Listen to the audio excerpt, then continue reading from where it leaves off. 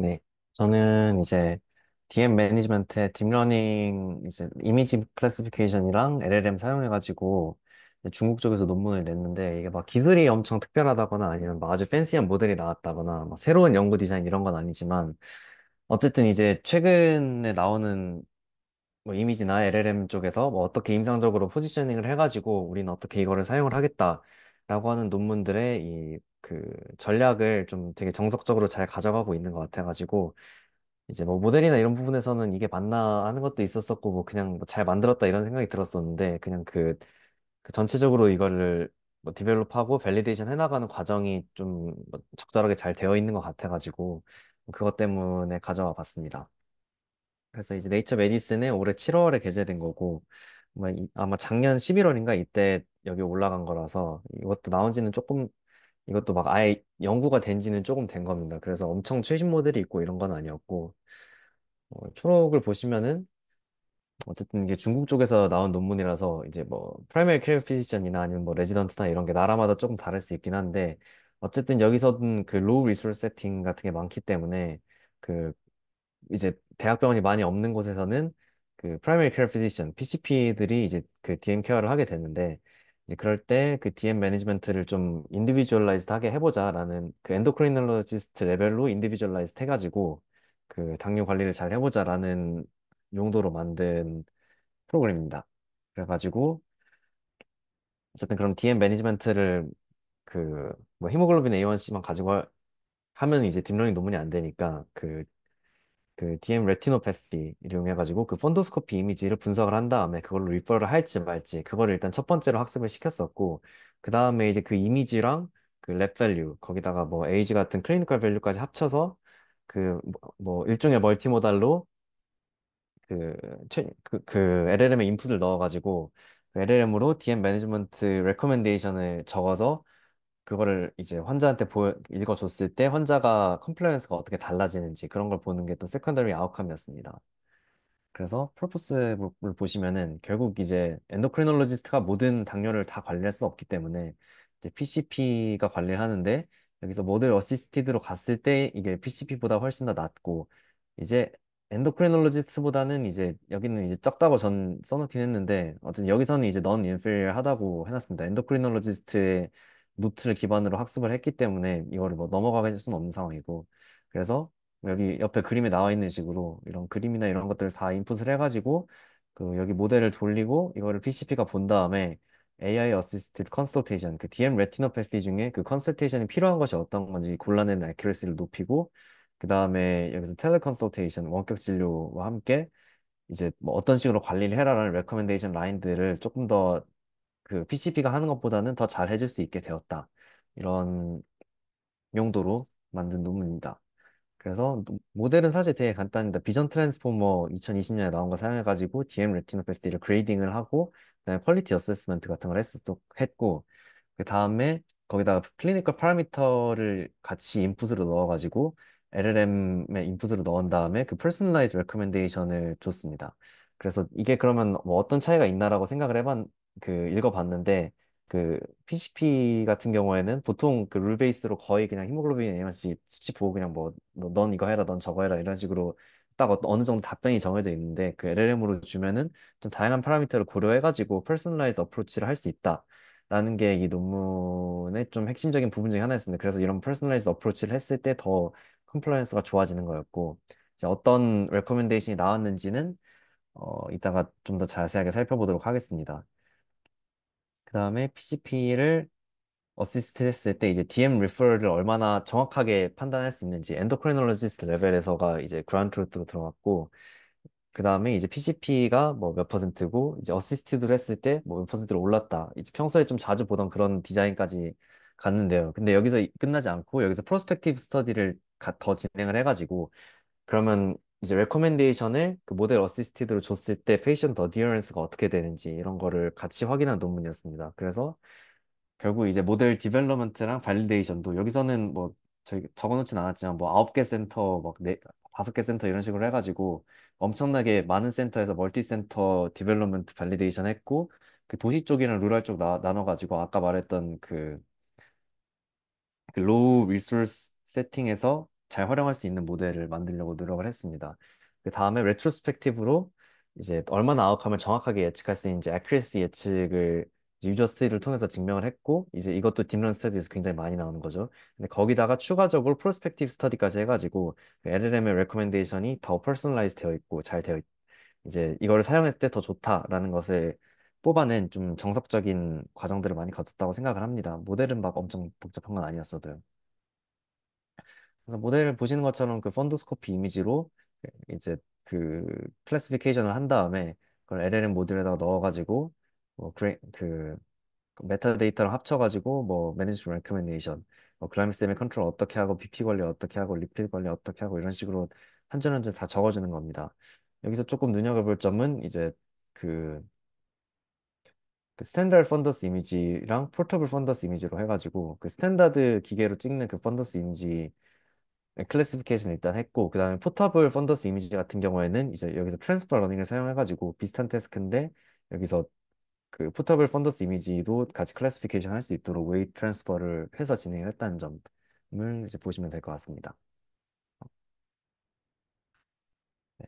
모델 뭐 자세하게 보면 사실 뭐 똑같습니다. 그 비전 트랜스포머처럼 이거를 저번에도 얘기했었 나왔었던 얘기지만 패치로 나눠가지고 이거를 패치를 인베딩을 하고 그 각각의 패치의 포지션에 대한 그 포지션 인베딩 값을 또 넣어준 다음에 그 트랜스포머 인코더를 넣어가지고 그거를 디코더를 통해서 이제 뭐 세그멘테이션 마스크 그래서 어디에 리전이 있는지 세그멘테이션도 했고 그다음에 여기선 추가적으로 이제 뭐 DM이랑 넌 DM이 DR의 그 그레이딩 이 정도만 한 게 아니라 퀄리티도 어세스먼트를 해가지고 그레이더블이랑 언그레이더블을 따로 나눴습니다. 그래서 어 이렇게 아웃감도 좀 빡세게 나눴다는 점도 여기서 좀 디테일적으로 잘 됐던 부분인 것 같고 이렇게 한 다음에 이제 이거를 그 앞에서 나왔던 여기 다이그노시스 데이터가 이제 여기 파란색 박스 맨 왼쪽 파란색 박스에 들어간 데이터고 거기다가 메디컬 히스토리랑 뭐 피지컬 익자미네이션, 랩 테스트 결과까지 다 넣어가지고 이런 메타데이터에다가 다이그노시스 리설트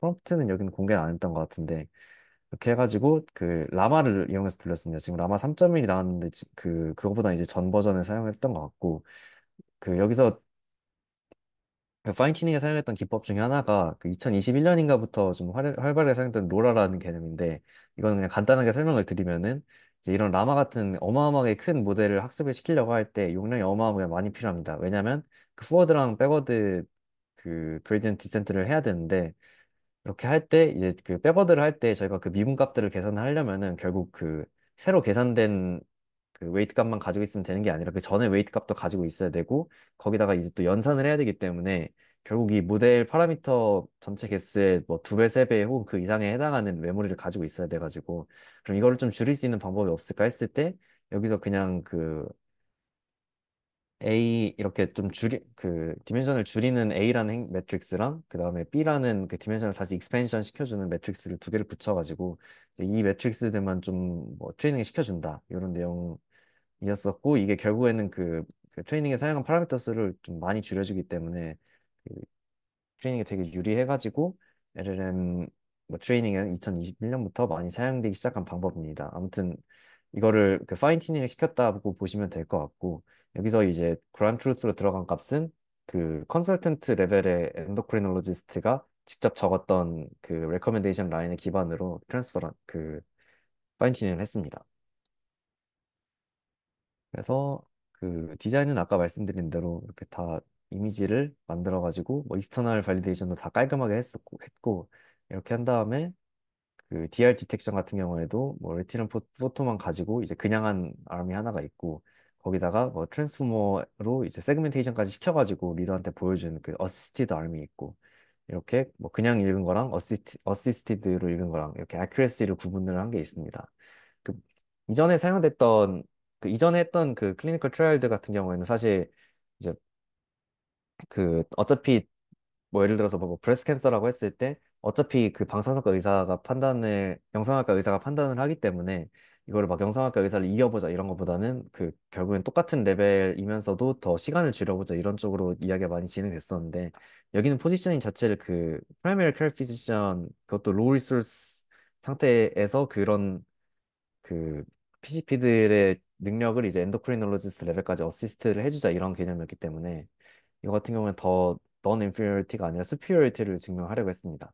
그래서 여기가 하나가 있고 그다음에 이걸 LLM 시스템에다 넣어가지고 그 PCP랑 그 PCP 플러스 LLM 이렇게 했을 때 비헤이비어 같은 게 어떻게 달라지는지 그러니까 뭐 어떤 음식을 먹어야 되고 뭐 운동은 어떻게 해야 되고 이런 매니지먼트가 좀 더 상세하게 들어가가지고 그 컴플라이언스가 좋아졌는지 아닌지 그리고 그 ophthalmologist recommend 그 리퍼가 이제 잘 됐는지 이것도 그 컴플라이언스 측면에서 봤습니다.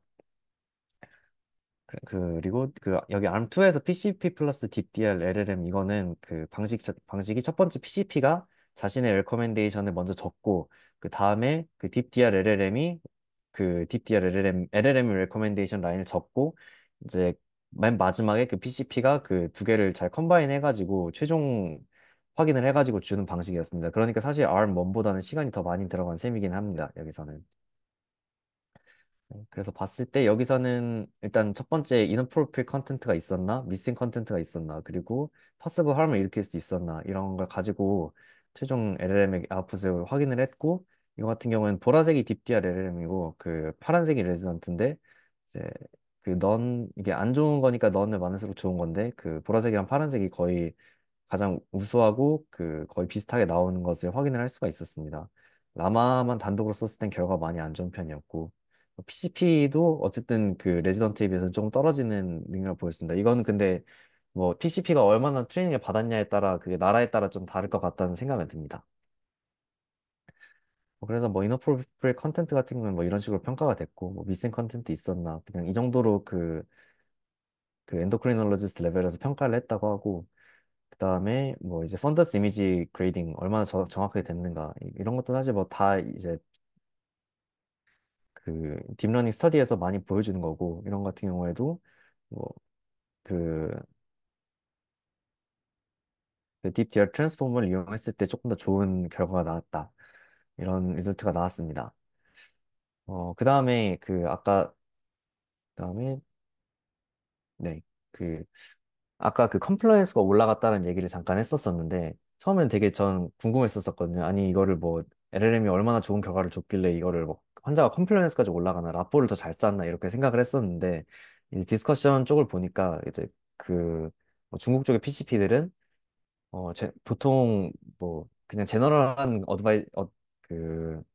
레커멘데이션만 주기 때문에 그냥 뭐 혈압은 여기까지 줄여라 뭐 운동 좀 더 많이 하시고 뭐 이제 그 칼로리 좀 줄여라 이런 식으로 레커멘데이션을 주기 때문에 이제 좀 그런 게 컴플라이언스가 떨어지고 그랬었는데 이제 LLM을 이용해서 좀 더 이제 상세하게 아웃풋을 줬을 때는 그 조금 더 컴플라이언스가 올라가고 뭐 엠파시 같은 것도 조금 더 뭐 인핸스 했다고 여기서는 주장을 하고 있습니다. 그래서 샘플 다이얼로그 어떻게 되는지 보면은 이제 뭐 57세 여한이고 뭐 이런 뭐 DM 거르기 있습니다.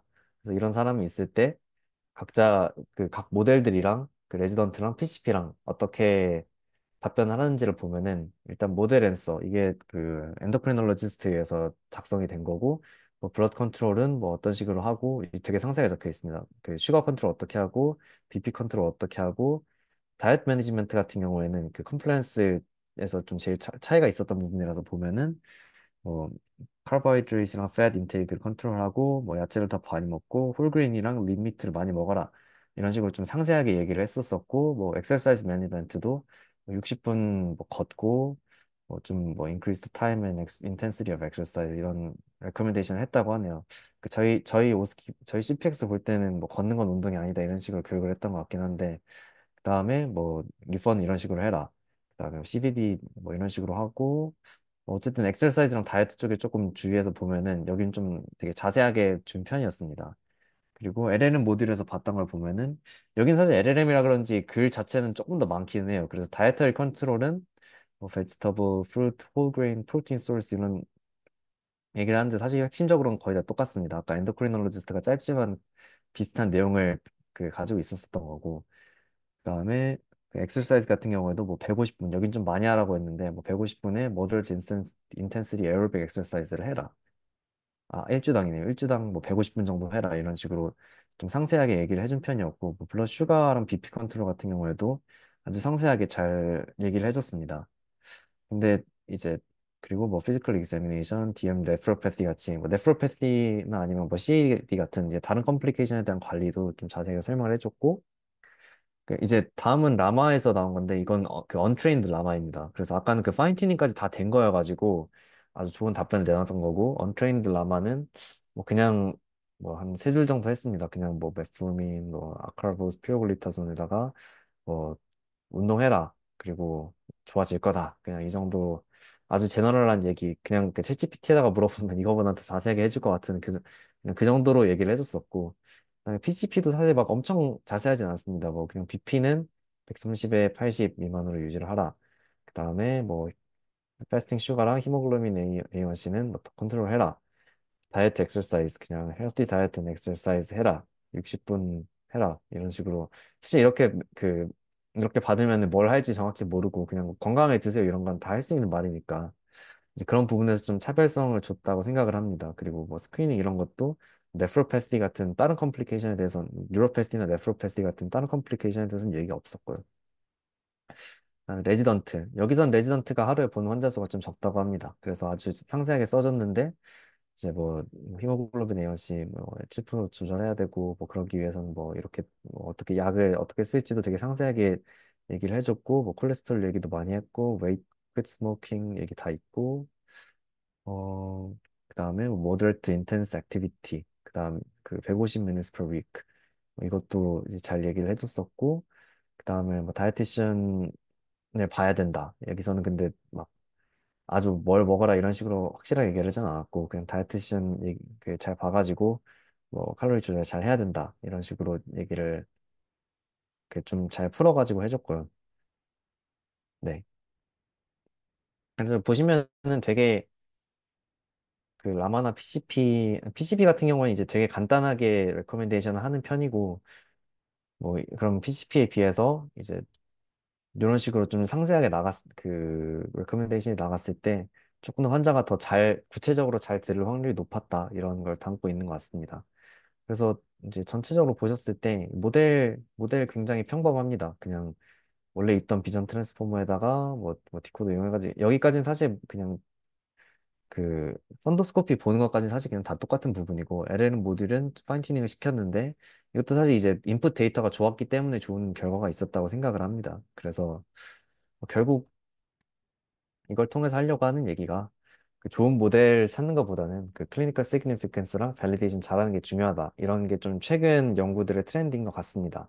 사실 모델 자체만 봤을 때도 그 모델 아키텍처나 이런 것보다는 뭐 어떤 데이터로 학습을 시킬 것인지 그 데이터의 퀄리티가 사실 가장 중요해요. 데이터가 결국엔 퀄리티가 부족하고 엔수가 적으면 제대로 학습이 안 될 거기 때문에 그게 제일 중요하고 그다음에 objective 어떤 걸 어떻게 학습시킬 것인가 어떤 그 로스 펑션을 어떻게 정의하고 그다음에 이 모델을 통해서는 어떤 걸 볼 것인가 이걸 정의하는 게 또 되게 중요하고 이제 그 다음이 이제 모델 아키텍처가 중요합니다. 그래서 모델 측면에서도 그렇고 그다음에 이제 메디컬 측면에서 봤을 때도 그 임상적으로 정확히 어디에 쓸 것인가 로우 리소스에서 PCP가 엔도크리놀로지스트 레벨로 이제 레코멘데이션도 할 수 있고 리퍼럴도 할 수 있게 하기 위해서 그런 그 포지셔닝을 굉장히 잘했고 밸리데이션도 아주 잘했고 그러니까 그런 게 좀 중요한 것 같습니다.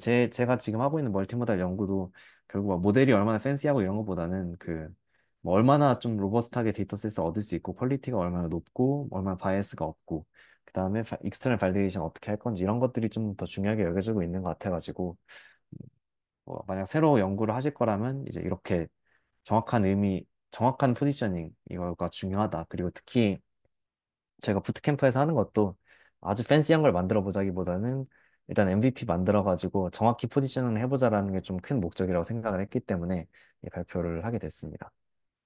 네, 저는